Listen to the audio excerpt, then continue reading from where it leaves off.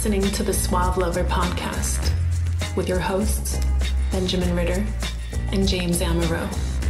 SuaveLover.com, advising gentlemen on the art of romance. Now sit back, relax, and enjoy today's episode.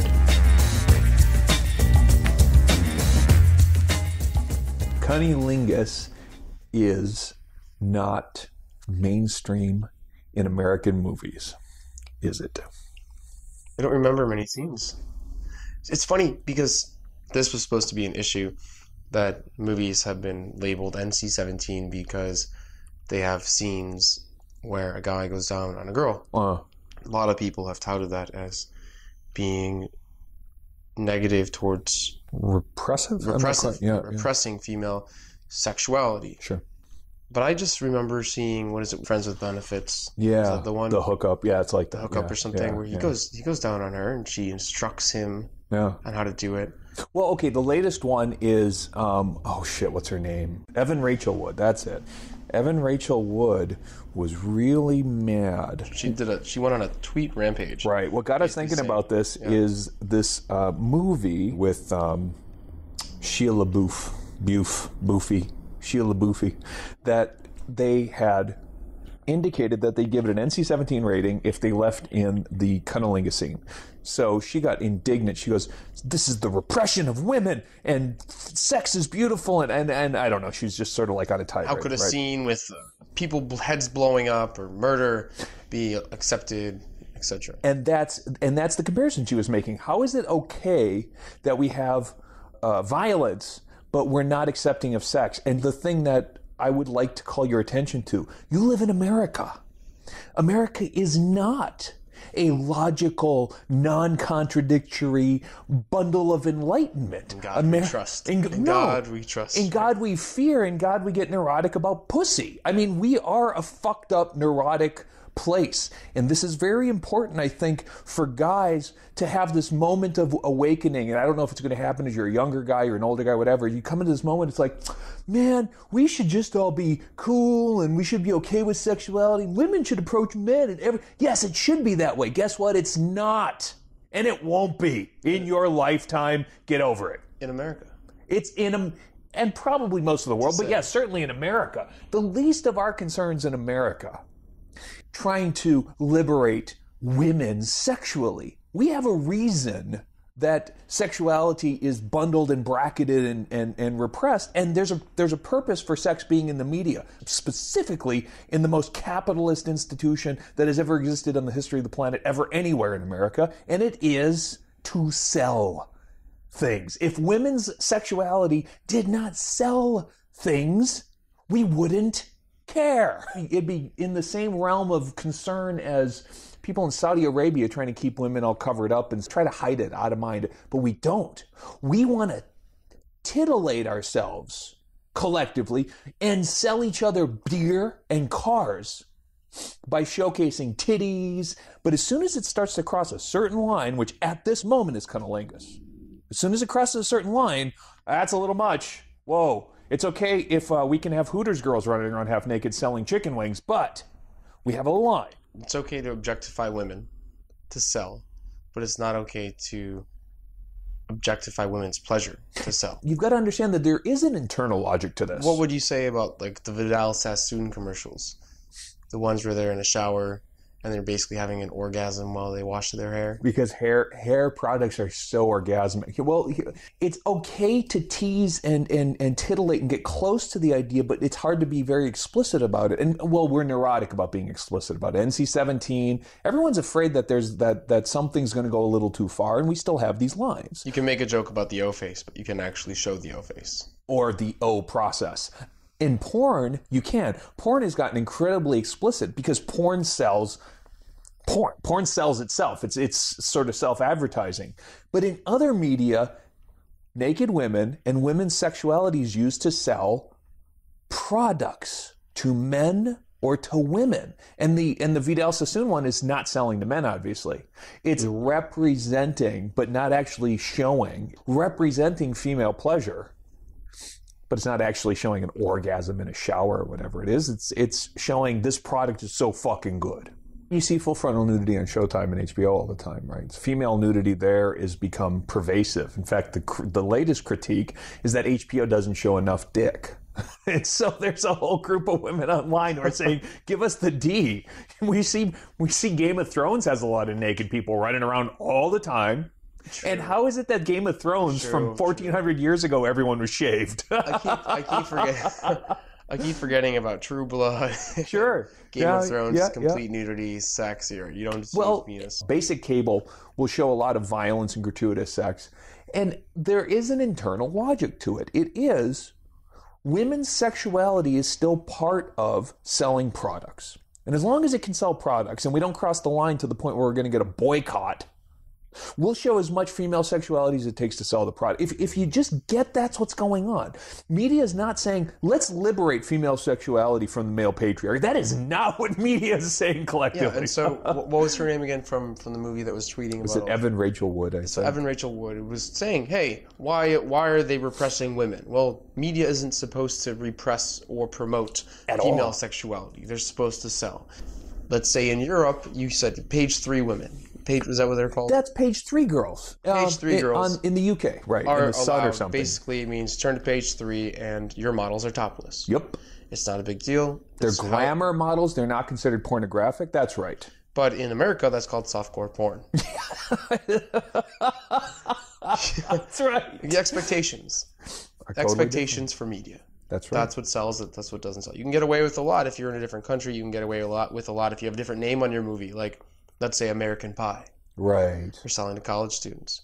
Media has a goal in whatever they're doing, and it's not to promote or to repress female sexuality. No, and if female sexuality can be utilized in the service of selling products, it will be. Male sexuality too, but we happen to know we're in a species that is really interested in women. How to Start a Kinky Relationship by James Amaro is the definitive guide to successful alternative romantic relationships. The book has been called 50 Shades of Grey for real people. Educational, informative, and irreverent, this book has something to offer anyone who is curious and sexually adventurous. Get your copy of How to Start a Kinky Relationship by James Amaro at Amazon.com or in select bookstores today. Women's magazines. A lot of women looking at women. Men's magazines. A lot of men looking at women. Men like looking at women. Women like looking at women. It seems like it's sexist, but it's different between being asymmetric, which is the case, and sexist. Looking at women is interesting to men and women. Looking at men is very much less interesting to most people who are not gay men, who are basically looking at the equivalent of women for their purpose. Well, then that's why Twilight was created, right? So women can look at men for the short period of time that they have. Right. We're actually saying, look, female sexuality, it's not something to sell. It's not something to repress or objectify. It's on the same playing field as men, as male sexuality. And we're just trying to get the point across that men and women have urges, similar urges, same urges. They tend to do the same types of actions, but within different means, in different ways. And so we're not talking down about women. We're actually trying to promote female sexuality and male sexuality. We're trying to say, hey, look, a woman is a whore and a slut is not a bad thing. And a whore or slut for a male is not a bad thing. An ethical slut written by two women who happen to be lovers, the ethical slut would be about embracing the sexual experiences, qua sexual experiences, without feeling the shame or the guilt or the whatever. However, what we aren't doing is playing the role of advocate, where we'd like to normalize things to try to make everybody feel good and comfortable and okay about the way society, because what I think we're doing is trying to say, whatever society says, your job is to ignore it, to recognize it, but to operate regardless of the social norms and constraints. Yes. And sexuality is still a niche. It is still seen as a faux pas. It's still frowned upon, and people shudder with it. Yeah. Well, and it is. Which is why these movies are getting NC-17 ratings. Right. And 20 years from now, the kinds of things that'll get NC-17 ratings are the sex and submission.com videos. I mean, the scale will slide, and that's fine. It's what I think. Do you really believe that? Side note, because look what happened to Miley Cyrus these past few months. Well, she got attacked for being sexualized, but I think what she was attacked for, and there are plenty of examples that precede her, what I think she was actually attacked for is the abrupt way that she dismantled her Hannah Montana legacy. I think that's really what she's being criticized for, is not just being a random slutty girl. In public, because her music video had the same thing. Sure. She was naked on a wrecking ball. Right. She was wearing a tube top and underwear. And it maybe because that wasn't in the mainstream public eye, or did people just have to react to how she was dressed and what she was doing to make news, to be a headline? Because sex sells, sex gets awareness. And Lady Gaga and Madonna before have done much the same thing, and they were not critiqued in the same way. They were critiqued, but not in the same way. And I think in her case, she's going through that awkward find your identity was she legal now? I think. So she's going through that phase where she has to break from this good girl past, and she's doing it in the most violent and revolutionary way that she can conceive of to create some publicity. Good for her, in my opinion. But of course there's going to be backlash. She just generated, it's one of those all publicity is good publicity circumstances. Britney Spears is still famous. Isn't that ridiculous? And she was a naughty schoolgirl a decade ago. It's like, oh my God, she's so young. It's like, well, yeah, that's what she was doing, was selling sex and a titillation. And then what I think is helpful to the listener, to the male who is struggling with all these messages, is to lose the belief that you're going to reconcile this stuff. Just give it up. This stuff is in conflict. You are in chaos. Learn to navigate the rapids rather than try to wait for everything to settle, because women's sexuality is a chaotic clusterfuck, as is men's sexuality, and that's the environment that you're in. What you should do, I think, though, is learn to understand how America represses it in its own idiosyncratic ways, and then how other parts of the world do or don't.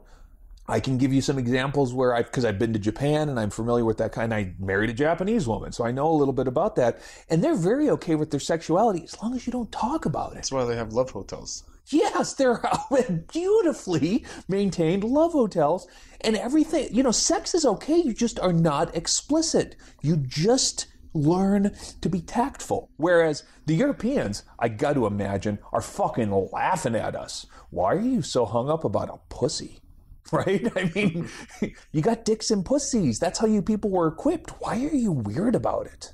And of course, if you were somewhere in Saudi Arabia, I imagine that necking on a public beach will land you in jail. So the point is that there are different contexts in different parts of the world. And in America, we have a particular context that we're in at the moment. So if you're talking to somebody who is a native Chicagoan, a native New Yorker, or God forbid, some beautiful corn-fed girl from Iowa, you might want to be a little careful, a little bit judicious about how explicit you are, but you got to realize that caution and that judiciousness is not going to play so well with a Ukrainian girl or Polish girl who really is expecting a kind of sexual overtness. Except that your mindset on sexuality has been created by the society that you've been brought up in. Yeah. If you're in America, certain things are wrong or right. If you're in Europe, certain things are wrong or right. That's right. If you're in Saudi Arabia, certain things are wrong or right or lead to a stoning. No, they're all wrong. And so accept that reality, no matter what your perception of sex is. So when you're interacting with someone from the United States, be a little bit more covert in your sexual advances. Yeah. Do a little bit more light touching, be a little less overt physicality, so don't just grab her and kiss her to say hi. Yeah. No, but you don't walk up to her and grab her boobs and ask if they're real. But if someone's from Europe, you can probably look at her tits and say, beautiful specimen. Your surgeon did a good job. Not as straightforward as that, but no. But if you are calibrating, if you're dealing with cross-cultural or even intercultural, but especially cross-cultural contexts, may I suggest as a guy, the best thing to do is to call it out and own it, and just say something like this: I'm Swedish. We're a little repressed.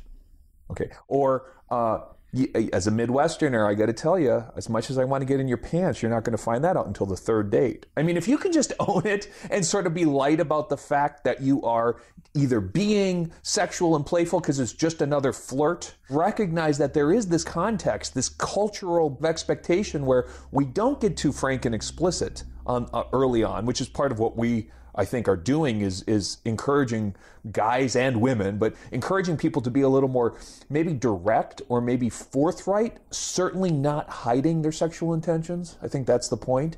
You don't got to make a big production of it, but don't try to mask it. Don't try to disguise it, because that's artificial, that's deceitful.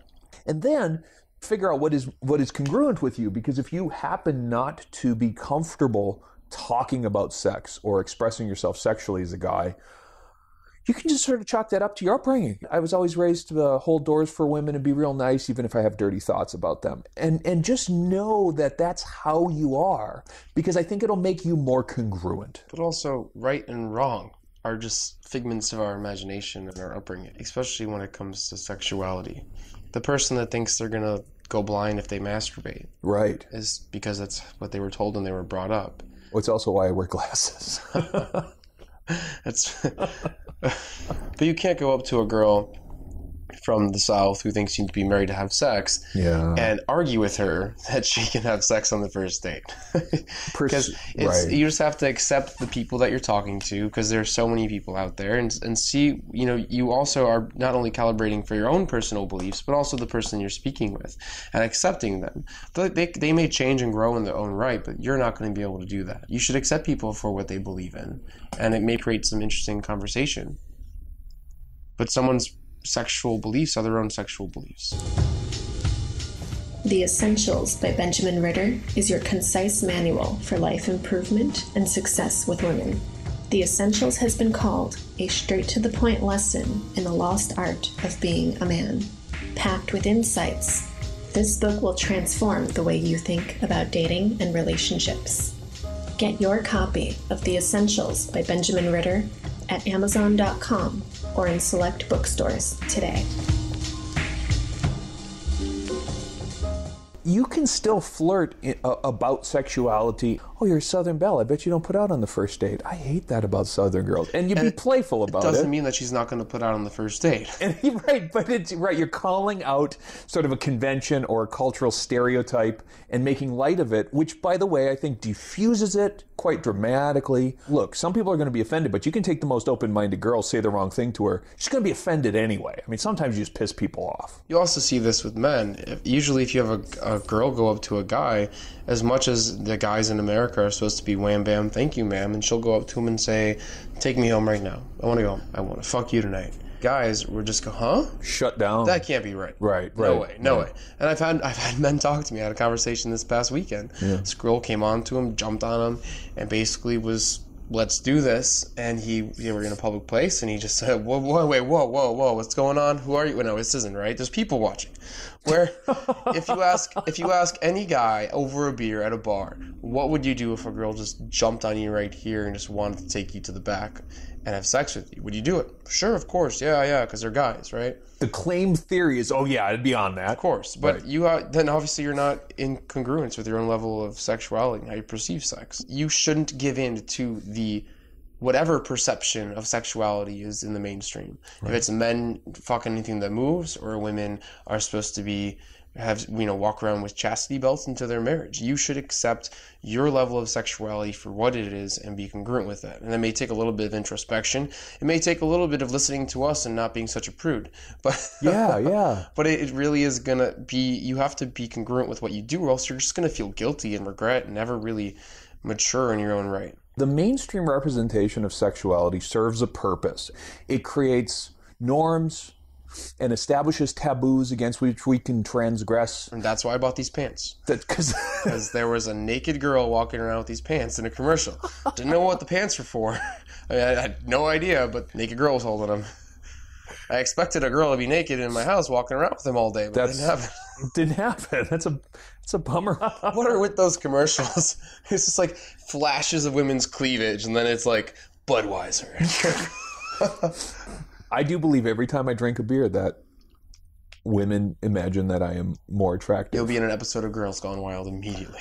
Right, and those beliefs, you've seen the message hundreds of times. You're not even aware that you've seen it. The whole point of the ad is to become unconscious, and the norms that it reinforces aren't designed to make the consumer a self-actualized, enlightened being. And as long as you get that, you won't wrestle with it. You'll be like, oh, well, I'm getting fucked up messages from society. I'm getting fucked up messages from the church because the church has an agenda. Society has an agenda. We have an agenda. Our agenda is to remove certain inhibitions so that guys are better, so that girls like the guys more, so everybody gets to fuck more girls, in particular us.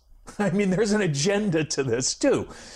If you know that there's an agenda, you can not debate whether or not you agree with the agenda. You can decide whether or not your actions will support it. And then silently protest agendas with which you disagree. And that, in this case, media is not trying to make you a better person. Media is trying to sell you product. And then you also look, though, at your own idea of sexuality. So media tells you one thing. Like why do you remember GoDaddy? Because they had a bunch of women showing cleavage in the Super Bowl. Racing cars. Oh, and racing cars, I guess. But they're a web with posting cleavage service. showing. Yeah, no. They're a web or posting, something. I don't know what they do, but I remember them. So you have that perception of sexuality, which sex sells and everything, and then you have your own internal idea of sexuality, which you're not really sure of because you're getting pounded with sexual images all day.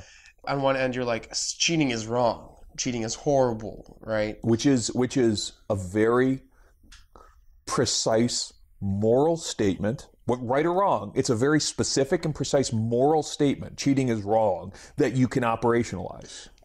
But then that person has a really long relationship with someone. Sure. And now they've been broken up. Yep. And seeing other people. Yeah. And I've had a girl tell me this the other day. I don't think I'm ever going to stop sleeping with my ex.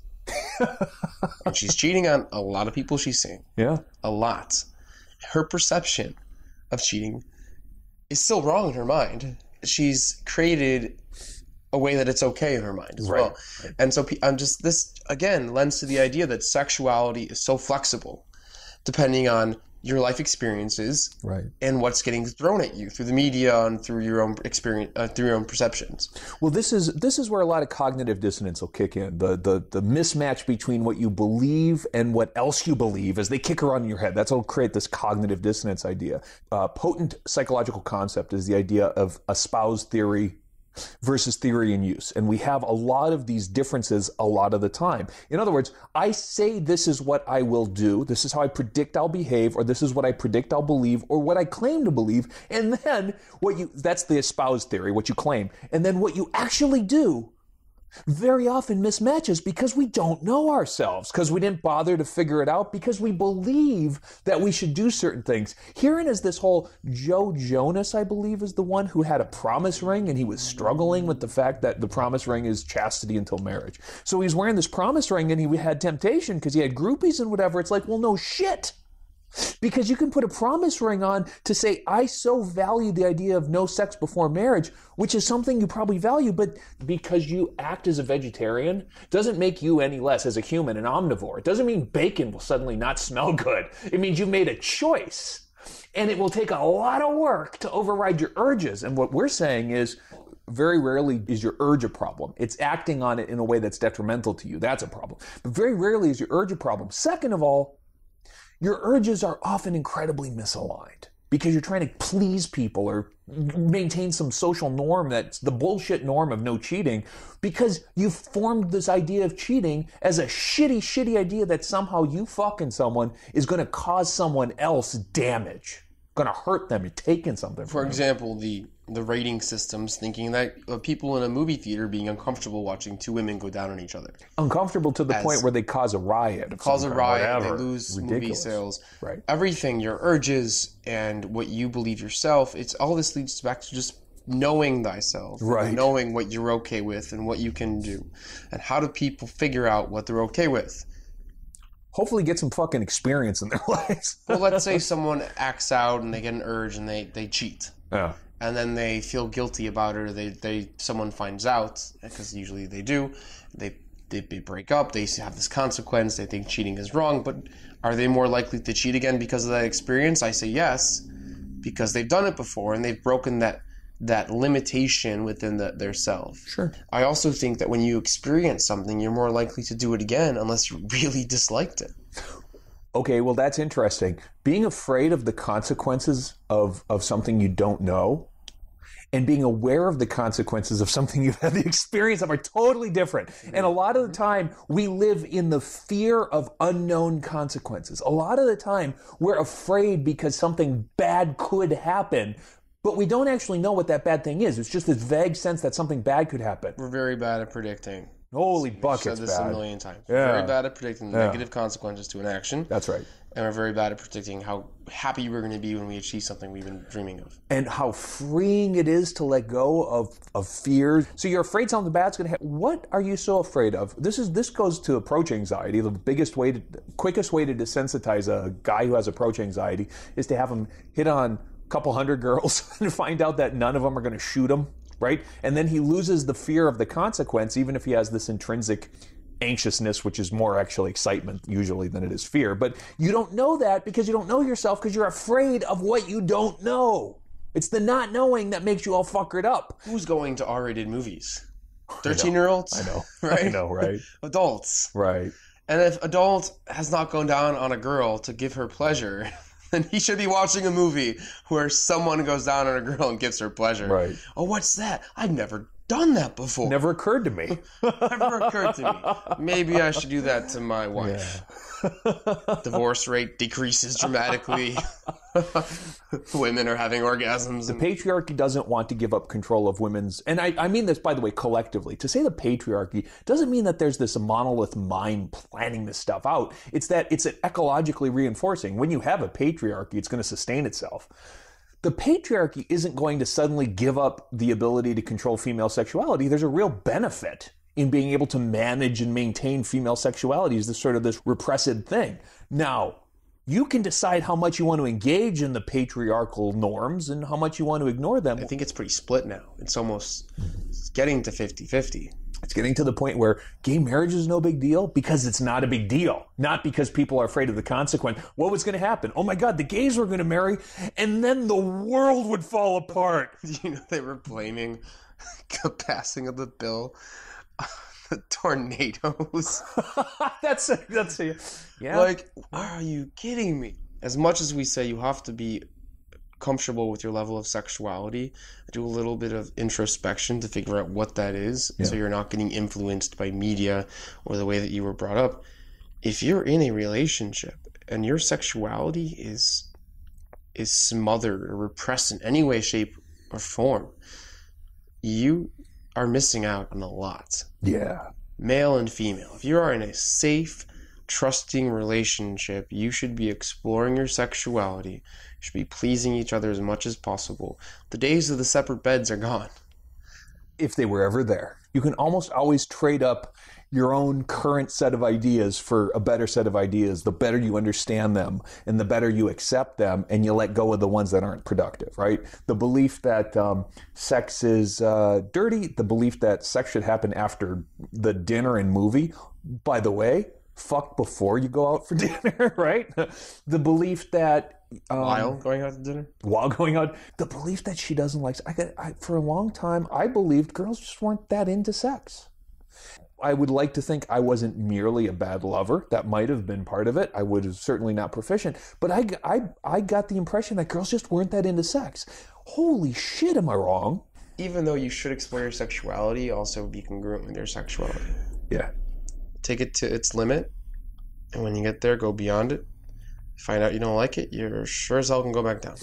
And if you don't like the messages you're getting from the media, videotape yourself having sex and watch that instead of TV and movies. Because then all of your amateur porn is likely to leak onto the internet and you will make a bundle for amateur internet porn torrent sites. That was not a very good piece of advice, was it? Do it anyway. It'll be fun. Just send them to podcasts@suavelover.com. You have been listening to the Suave Lover podcast. Visit suavelover.com to become the kind of man that women crave.